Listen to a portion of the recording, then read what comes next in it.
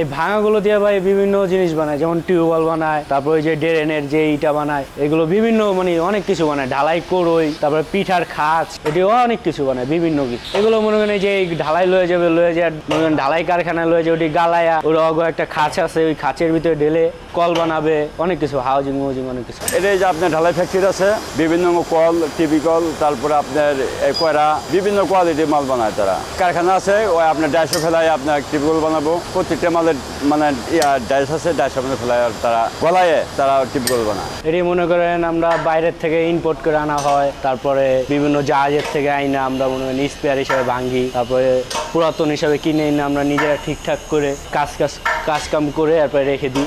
বিভিন্ন শিপের থেকে, জাহাজের থেকে, বিভিন্ন জায়গার থেকে, চিটাং, খুলনা, তারপর রাজশাহী, বিভিন্ন নদীর পথ তার কম না, বিভিন্ন জায়গার থেকে আমরা কিনে এনে এটি ঠিক করি। ভাঙি মনে করেন দেখা গেলো ইঞ্জিনটা স্ক্র্যাপ হয়ে গেছে, ইঞ্জিনটা নষ্ট হয়ে গেছে, এর কারণে মনে করেন আমরা এটি ভেঙে ফেলি, ভেঙে গদ্দা হিসাবে বেঁচে ফেলি স্ক্র্যাপ। এটি মনে করেন আমরা নিজেরাও ভাঙি, তারপর আবার লোক দিয়ে ভাঙাই। এটি মনে করেন এটির কাজ করতে করতে আমাদের অভ্যেস হয়ে গেছে। এটার একটা জিনিস যদি নষ্ট হয়ে যায়, এটা আমরা বুঝি যে এটা নষ্ট হয়ে গেছে, তখন মালিক মহাজনের জানাই যে এই জিনিসটা চলে গেছে। মালিক মহাজন এটা সিদ্ধান্ত লয় যে ইঞ্জিনটার কাজ করাইতে এত টাকা লাগবে, নতুন আনতে এত টাকা লাগবে, হয়তো অল্প কিছু ভরে নতুন লয়ে আসে, ইঞ্জিন বাদ স্ক্র্যাপ এসে বিক্রি করে দেয়। ইঞ্জিনের ভিতর লোহা পাওয়া যায়, তামা পাওয়া যায়, পিতল পাওয়া যায়, সব এভরিথিং, কাস্টিং, এগুলো মনে করেন অনেক পার্টি আছে, মানে লোক আসে, আইসা মাল দেখে, দামের রেট দেয়, রেটে বললে আমরাও দিই, মানে যেখানে আমরা 2 টাকা বেশি পাই এখানেই দেয়। কঠিন সব কামই আমাদের কাছে এখন এটি আর কঠিন না, কারণ এটি ভাঙতে আমাদের অভ্যেস হয়ে গেছে। যতই কঠিন হোক, যদি বেশি কঠিন মনে হয় তাহলে ওইটা হয়তো বা গ্যাস কাটার বা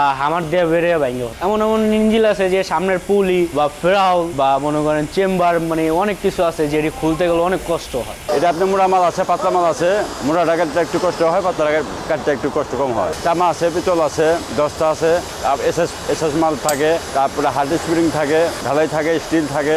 এই মনে করেন যে মালটা আছে 5 টন, একটা ইঞ্জিনে 10 দিন লাগে। আমরা নিচে পাট কাটতেছি, নিচে পাট, আর উপরে পাট হলো এটা। এখন তো আগের মতন ব্যবসা নাই, পদ্মা সেতু হওয়ার পর থেকে আমাদেরও অনেক কষ্ট হয়ে যায় চলতে গেলে। এখন সার্ভিসেও এখন এরকম লোক নেই, তারপরে কুস্টার কার্বো এরিয়া আগের মতন টিপ পায় না, সে পরিমাণে মনে করেন মাসে 2-1টা মনে করেন ইঞ্জিল বুঝ যাবে। যেমন এর একটা ইঞ্জিল ভাঙতে লাগে হলো আপনার 1 দিন, আবার এর বড় হইলে লাগে 2 দিন, একটা ইঞ্জিল ভাঙতে 3-4 জন লোক লাগে। এটি মনে করেন ওই যে বিভিন্ন শিপের থেকে আমরা যেই যা কেটে ফেলে ওরির থেকে আমরা লয়ে আসি কিনে, এগুলো মনে করেন বিভিন্ন লোক আছে, মিডিয়া আছে, মিডিয়ার মাধ্যমে আমরা লয়ে আসি বিভিন্ন, মানে এই যে আমরা ওই যে সামনে যে ইঞ্জিলটি দেখছেন, ওই ইঞ্জিলটি আমরা আনতে যা দেখছি যে একজনের গ্যানিং লেখে এখান থেকে পায়ের রক পড়ে গেছে, অনেকের অনেক অ্যাক্সিডেন্ট হয়, অনেক আছে, অনেক সমস্যা হয়েছে, কেউ হাত ভেঙে গেছে, কেউ পা কেটে গেছে, এরা জীবনে কাজ কাম করতে পারে নাই, আজীবন প্রতিবন্ধী হয়ে গেছে, এদেরকে মনে হয় ওই মালিক মহাজন কিছু সাহায্য করে। এই কাজ হলো আমার আব্বু এই কাজ করতো, আব্বুর পরিবর্তে মনে করেন আমরাও এই কাজ করি, আমার বড় ভাইও এই কাজ করে, আমরা সবাই একই কাজ।